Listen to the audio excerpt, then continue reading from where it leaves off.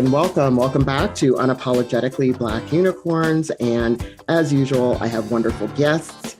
And yes, I put a S on the end because I actually have two people. So this time I'm excited to say that I have two fantastic people. I'm not really going to do any spoiler alerts except to say that they are actually mother and daughter. But I'm going to let them introduce themselves. And I will start with the person that I know the most, which is Kana Enomoto. So Kana, introduce yourself.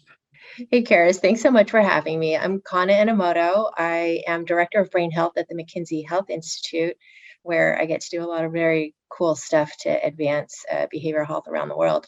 But where I got to know my good friend Karis is from my time at SAMHSA, where I was acting assistant secretary and principal deputy for a long time, and huge fan and supporter of Karis in her role as director of consumer affairs in CMHS. Trained as a psychologist, longtime advocate, and very passionate about mental health, substance use, and most importantly, I am mom to a very wonderful, brilliant, beautiful young woman. Awesome.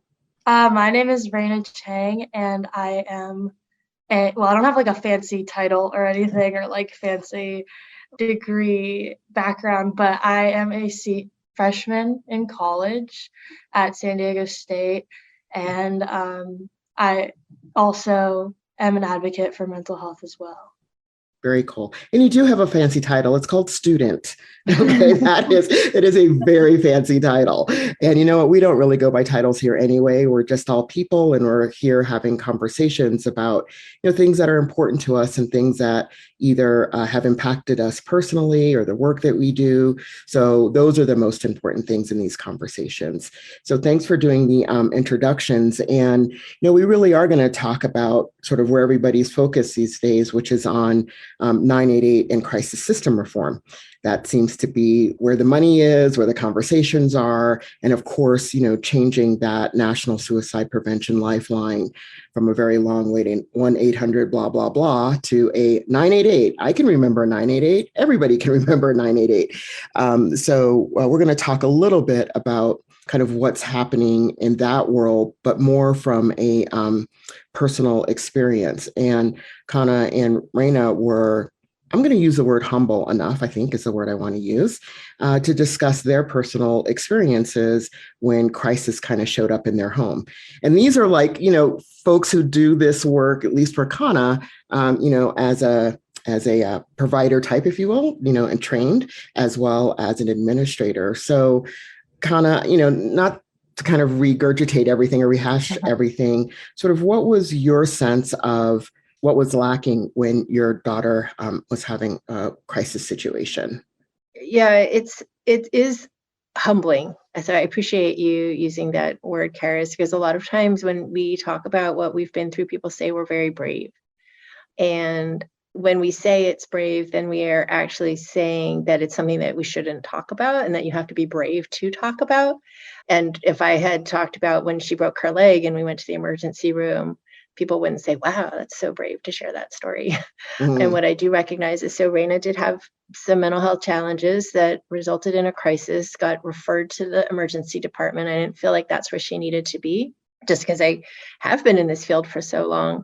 But when I looked in my community, there wasn't anything else. And I felt so much pressure to take her somewhere. And it just kind of unraveled into a pretty unfortunate journey that was not healing. It was not helpful. It was very disempowering. But and what I think where the part humble humility comes in is that I know that we didn't have the worst journey, right? I had a lot of resources to call upon. I had a lot of friends who could be helpful, and I had knowledge and the self-confidence to advocate for her and for myself. And yet it was a pretty crappy experience. So, so I'm humbled in front of other people who I know have much, much worse experiences and have kids that are boarding in emergency departments for weeks or months at a time. And my heart breaks for them. But I think we're telling our story just to say this is happening to average people with insurance, average people with, these are actually fairly common problems, and the system's just not set up to deal with it. And for you, Reina, and I couldn't agree more. Well, first, Kana, I think you're exactly right. And I think a lot of times when we talk about mental health or mental health crisis, the belief is it's something happening to those people over there. Yeah, exactly. It's not something that is coming into my home, so I don't really have to pay attention to it until you have to pay attention to it. Now, I think a little bit different, for people who are working in the field, we're paying attention to it all the time. Yeah, for some of us, maybe not for me because I have lived experience, but sometimes it feels like they're numbers that we're looking at and trying to solve for some sort of numerical thing when it's actually like people. And then when we get impacted by it, it's like, okay, wait, what? No, I knew this was so, but wow, this is really kind of different than what I expected.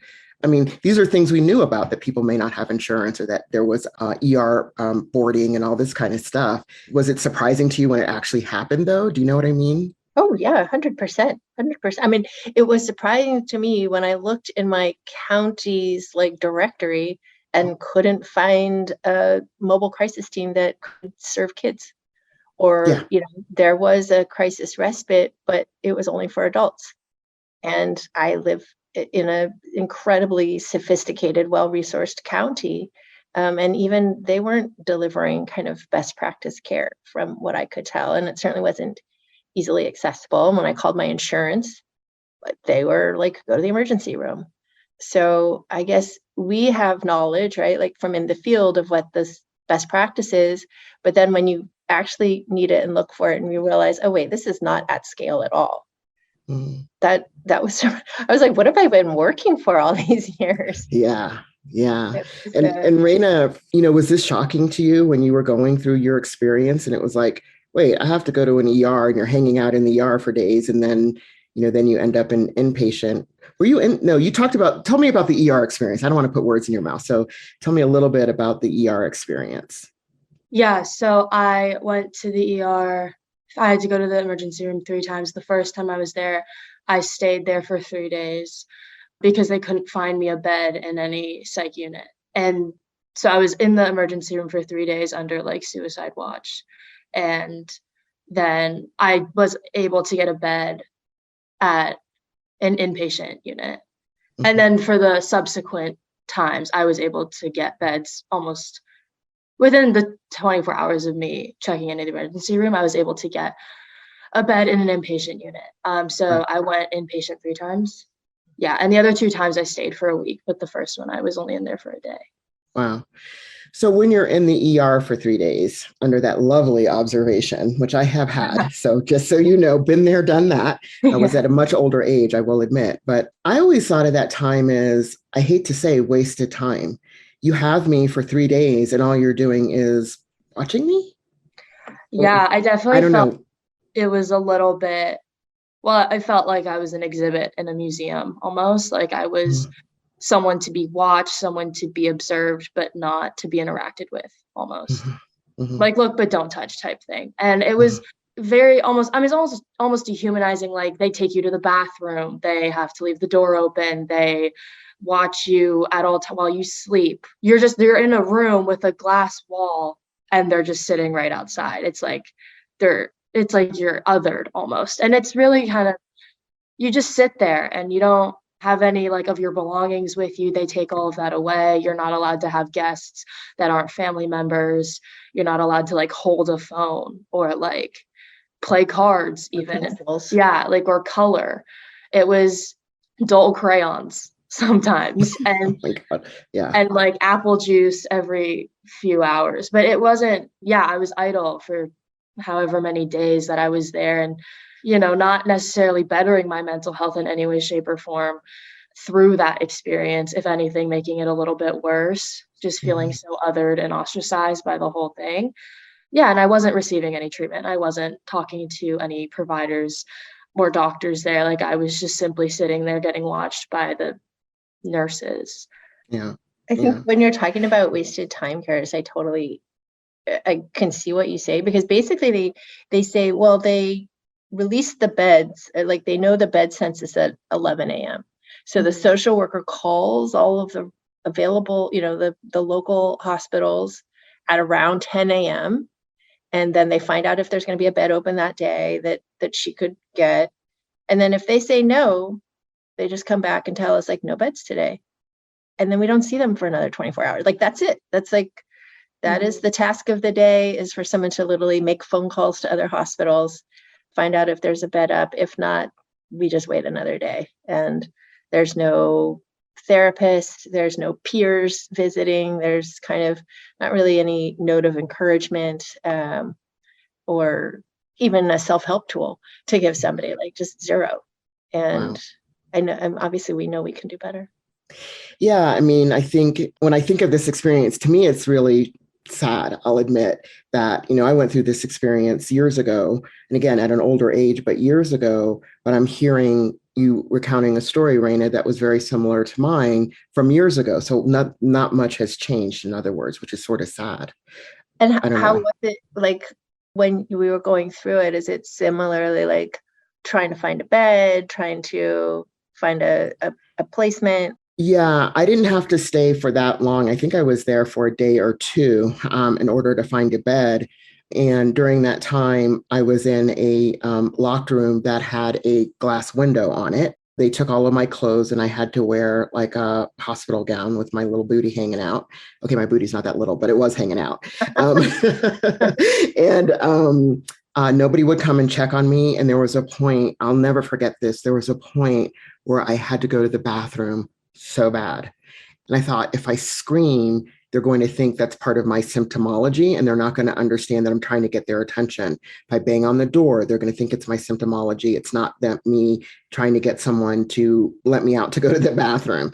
And then I thought, I can't hold it. I'm just going to have to go in the corner over there. And then I thought, no, that's going to be They're kind going to of think written in there. Like everything in my mind was like, everything is going to be written down in this filter of oh, she's here because she's having a mental health crisis. So this has to do with her mental health. And it's like, no, you're not treating me like a human being. Like I got to go pee, like, hello. Right.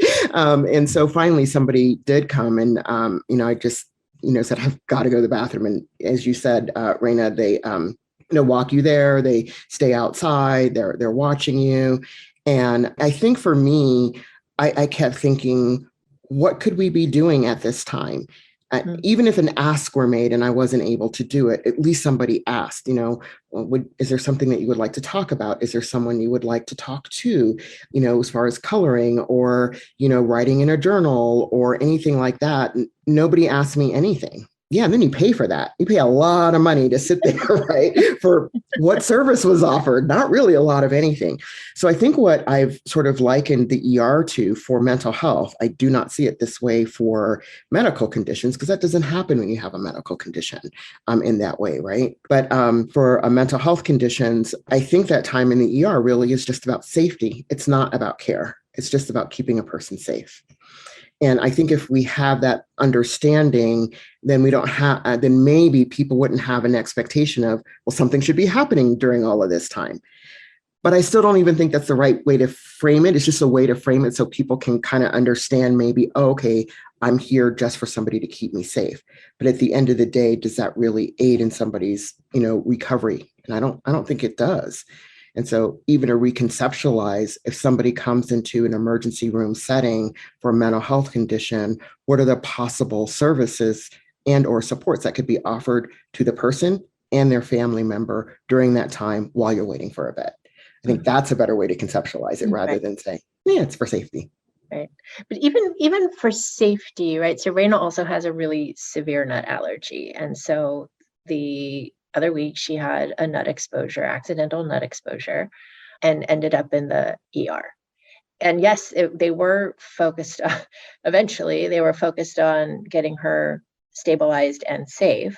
But that did involve treatment. Yeah. Right. So they gave her medication, they observed her, they checked her breathing, and they explained what they were doing and why they were doing it. Yeah. And I feel like on a psychiatric emergency, they're really afraid to do anything. And there are things that they could be doing to help people stabilize, right? Like they could send in a peer or just a therapist to check in. How are you doing? How are you coping? How are you feeling? And to help people regulate themselves, even if it's, even if they're dysregulated. So just as they gave her what she needed to address her nut reaction, it's not necessarily a long-term therapy for her allergy, Mhm. but they did stabilize her before they sent her home. So it wasn't just, we're going to keep you from suffocating to death like that. They don't stop there. They like actually get you to like a Yeah. equilibrium. Whereas they don't do that for mental health. They really just say, we're going to keep you from dying because we're not going to let you do anything. Yeah. But we're not actually going to try to alleviate any of the stress. And while we're at it, we're probably adding to your stress. Oh, yeah.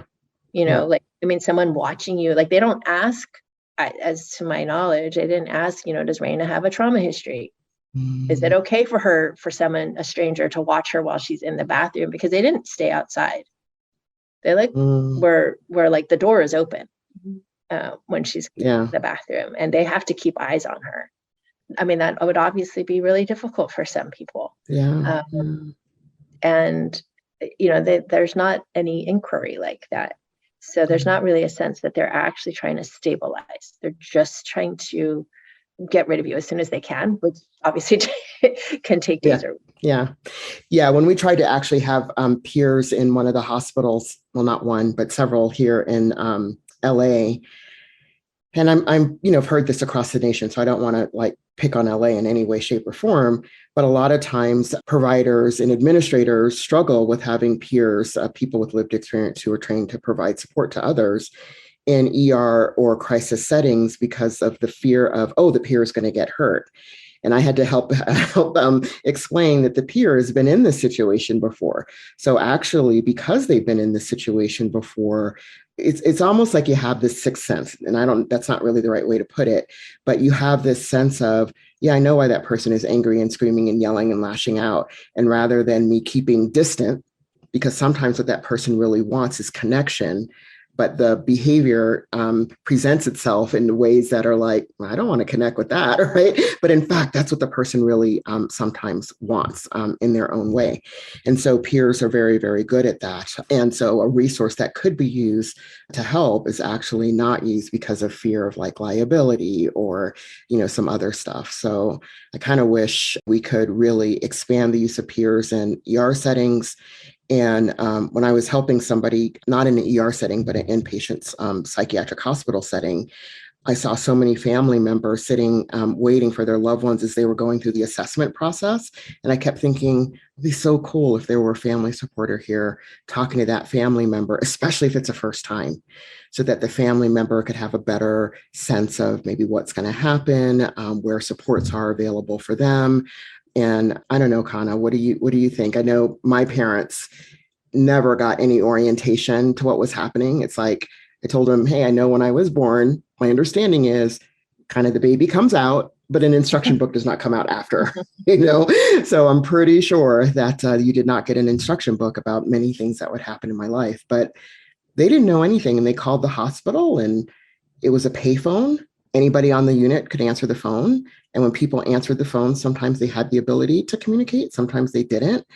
And my parents thought I was dead. That's what they thought because they could never get me on the phone. And then I'm the one in the hospital and I have to orient them to what's going on. I just wish there were more family support, Right. Yeah, I mean, I can only imagine it'd be so difficult. I mean, now that she's 18 too, it would be difficult. I think we have to make sure we do some advance directives so that, I have permission to call. I mean, God forbid, but for anything, even for when she had her nut allergy, like if you're an adult and the parents can't necessarily get through. But to your point, on the adolescent unit, like there was a pediatric ER, and at one point I think there were like 3 or 4 kids on being watched, and parents for all those kids sitting around, which I'm like, this would be a great opportunity to have either a peer supporter for the kids, but the kids are all different ages. So I can understand that's difficult, but even a parent supporter in the ER to help people understand what's happening, how to navigate. There's going to be an ambulance transport, like these are things that you need to think about when you're thinking about the hospital, which hospital to choose, or what your options are, or what, and no one is explaining those things really. I mean, the social worker is the same one who is calling all the hospitals to find out if their space is available. They kind of come through and alert you to that, but they're not there to support the parents really. So, on both sides, helping the parents navigate, giving them information while they're waiting for a long time. and also Yeah. something for, the people that are really going through it. Yeah. So, Reina, when you think about that experience, like if you had to design something that was completely different, like what would you have wanted at that time? I always think about this and think like, well, we talk about it all the time. Like, I didn't need an emergency room. I didn't need to go to the ER. That's not what was productive for me. Like, that's not what would have been productive for me at the time. I think something that I needed in the moment was just to get like a reprieve from my house, from the stress like that built in that specific environment. I just needed some sort of break. I needed like a safe haven away from home for a little bit. And I think that honestly, the hospital was not that, but that was my only option. But I think that some sort of intermediate like form of care in terms of like a place that I could just go for the night or just go to like talk to somebody and just like stay there for a little bit and then go back home. Like instead of immediately getting rushed to the emergency room. But so just like some sort of place where I could actually just like express what I thought I needed, actually talk to a person and communicate and like get everything out of my like system that I thought I needed to get out, and a literal physical place away from home. I think Wow. that's what I needed in the moment. Because most people, it's like the environment becomes just so overwhelming and so stressful in that moment. And then you then treat that or fix that, band-aid fix that with putting them in another stressful environment that Mm. just overwhelms them even more. And I think that that was just like the antithesis of what I needed in the moment. So you've just described a peer respite, I will say. And this is, I mean, the words you use it's just harkening back to when I was running a peer run organization. And at the time it was under it was under MHALA. People know where I've worked. I don't know why I'm trying not to say certain things, but it was under Mental Health America Los Angeles. It was Project Return Peer Support Network at the time. And so we were engaged in a lot of the things that MHALA was engaged in, like leadership meetings and clinical meetings, things like that. And I would hear so often, particularly from clinicians, about how they were trying to find a placement for their quote unquote client because their client was expressing, well, they just need a break. And then we would hear in peer groups, I just need a break. I just need to get away. I just need a place where there are no stressors. And I kept thinking, why are we? That's not a hospital. A hospital is not a place where you go for a break. Like literally, it's just not where you go. Nobody goes there for a break. I don't know. You go to a hotel. You go. I don't know. You go on vacation. I don't know.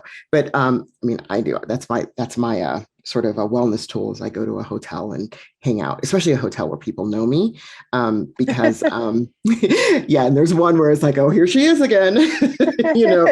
But it's kind of cool because it's like they know my name because they're supposed to. It's hospitality, right? You Yeah. feel seen, you feel taken care of. You're If I welcome. didn't, yeah, if I didn't get breakfast or I haven't left my room, the people who come around to clean the room, they'll knock and they'll check on me. We haven't seen you. Are you okay? Do you want us to get you breakfast? Do you want to? I'm like, what? I mean, that's way better and less expensive than a hospital, I will just say. But in fact, hotels are not set up for that exactly. So that's the peer respite. And I kept thinking, we need a peer respite. And we did open one, Hacienda of Hope. There's a second one in LA to open at the same time. I think there are nine now in California, 30 some odd across the United States. However, all of them, to my knowledge, are contracted to support adults, so 18 and above. But so I wanted to ask something else really quickly. But Reina, you started a nonprofit, did you, when you were in high school? You started a particular group. Tell me a little bit about that. Yeah, so after I had kind of stabilized and left the hospital for the last time, I decided I would start a nonprofit called You Matter that partners with the crisis stabilization program that I worked with when I was going through my crisis. And this crisis stabilization program was through the county, so they worked with a lot of underprivileged kids who didn't have the same resources that I did. And while I was working with them, I saw that I would interact with these kids and saw that they just didn't have the resources that necessarily I had, and they weren't fortunate enough to get the treatment and like have access to the treatment that I did. And I saw like that was so ridiculously unfair. Like they are just as deserving of high levels of care and treatment that I was, and that other kids are too. And I thought that the main message that I took away from going through my crisis was that everyone matters equally, regardless of anything. Like you matter as a human being, you matter to somebody around you, like someone cares about you, and you need to know that. And so I thought that that message needed to be shared with everyone that I could possibly share that message with, especially kids that didn't have access to the resources that I did. So I started the nonprofit called You Matter, which basically delivers care packages branded with the logo You Matter and the message, and a pamphlet of mental health resources, suicide hotline, crisis text line, all of those things in like little backpacks with the You Matter logo on it. And I give them to the caseworker that I was with, and she delivers them to kids in the crisis stabilization program. And then I sell the sweatshirts separately. I sell sweatshirts to like on a website that anyone can access. And for everyone that I sell, I give one away to someone working with the program. So it's a buy one, give one policy. And then the care package is labeled with like, this was gifted to you from whoever bought a sweatshirt, just to kind of like make the community more intertwined. So people buying the sweatshirts, it raises awareness. So people buying the sweatshirts know like this is what your money is going towards. And also so peers in the crisis stabilization program, they know that like people outside of this also care about you. Like people who don't necessarily know you still want you to know this. So that's kind of just my message. And hopefully I can continue that work. It's harder in college, but I'm trying. Yeah. Yeah. Well, snaps, claps, thumbs up. That's what I do when I'm like, well, really, I want to cry because it's really so touching. But what I do is, snaps, claps, thumbs up, because it's just so amazing. And so often, when we find ourselves in these crisis situations or even in hospitalization, who sends you a get well card? Who sends you an inspirational card or flowers or balloons?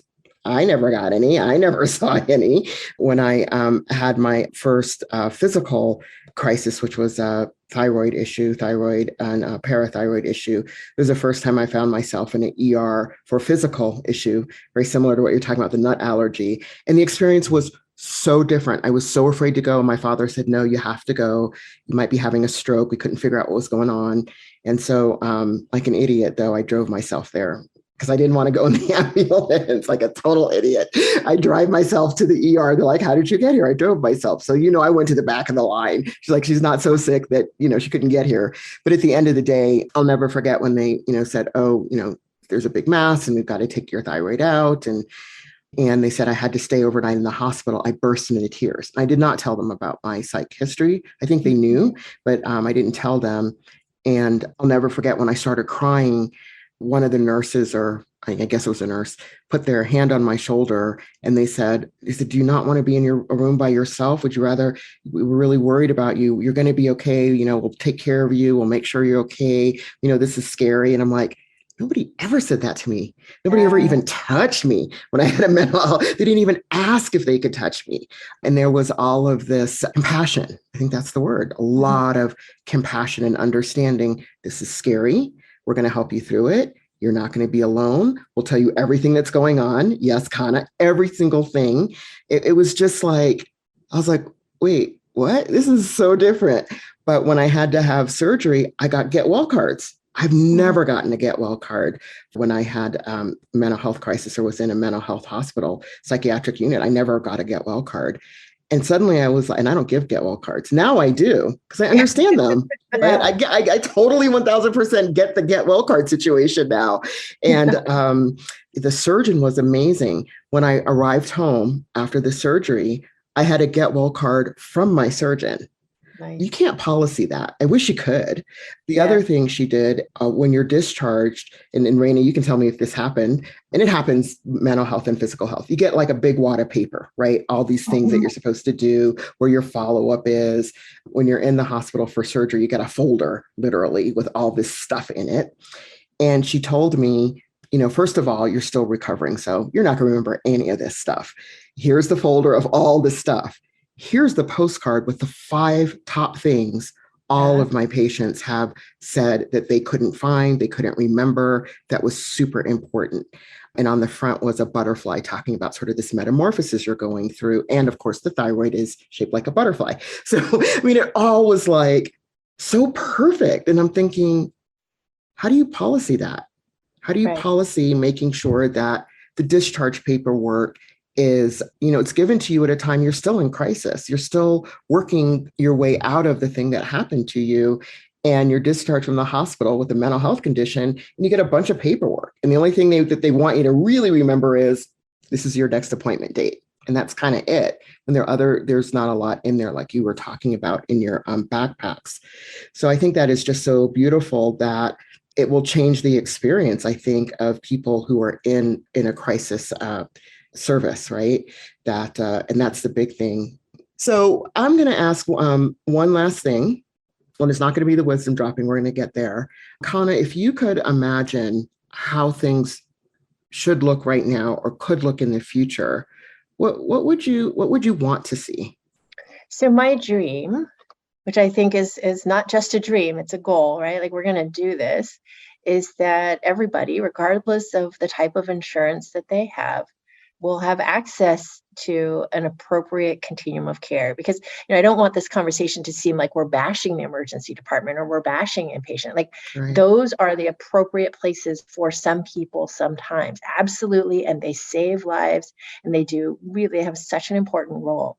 But just like we don't send everyone with diabetes to dialysis right away, right? There's a whole continuum of care that's available to people who have diabetes, depending on the severity of their condition and what they need at the time.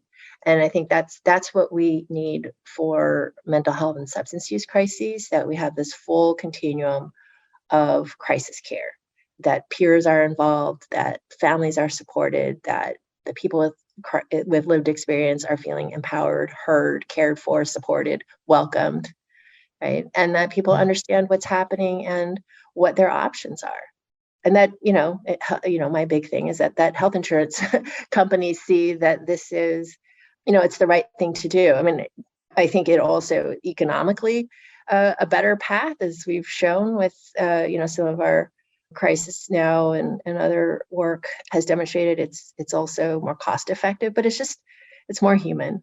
And I think we'll get to a place where it's not brave to talk about your mental health or substance use challenge. It's normal.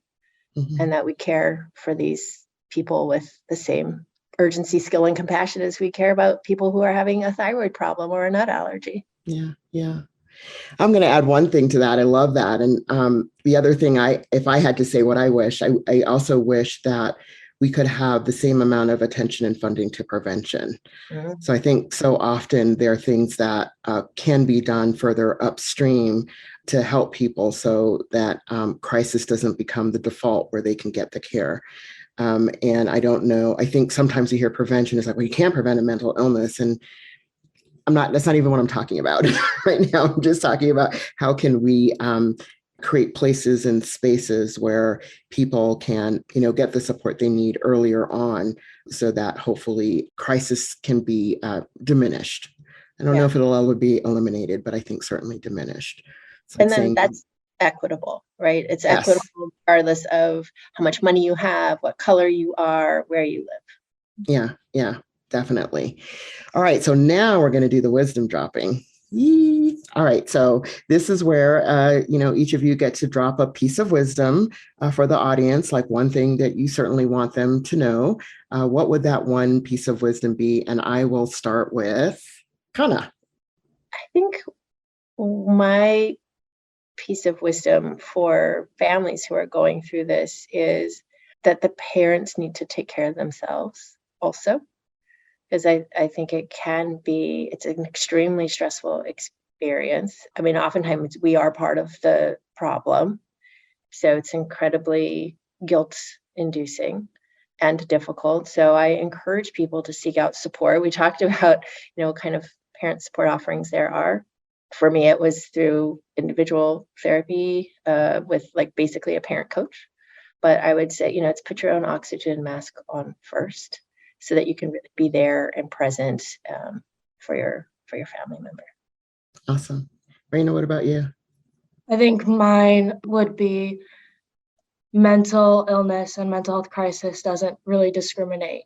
It doesn't have a preference of what you look like, what your socioeconomic status is, your grades even. It doesn't matter. I think understand that it could happen to anyone, and anyone can experience mental illness and mental health crisis, and just don't be ashamed to reach out for any kind of help that you may need, or that a peer needs, or you see a friend struggling with it that they might need, because it shouldn't be something that you're ashamed of, because it doesn't discriminate. It's not saying anything bad about you that you're experiencing that, and that just understand that like that doesn't make you any less of a person than you were before, and doesn't make anyone else less of a person just because they have that experience.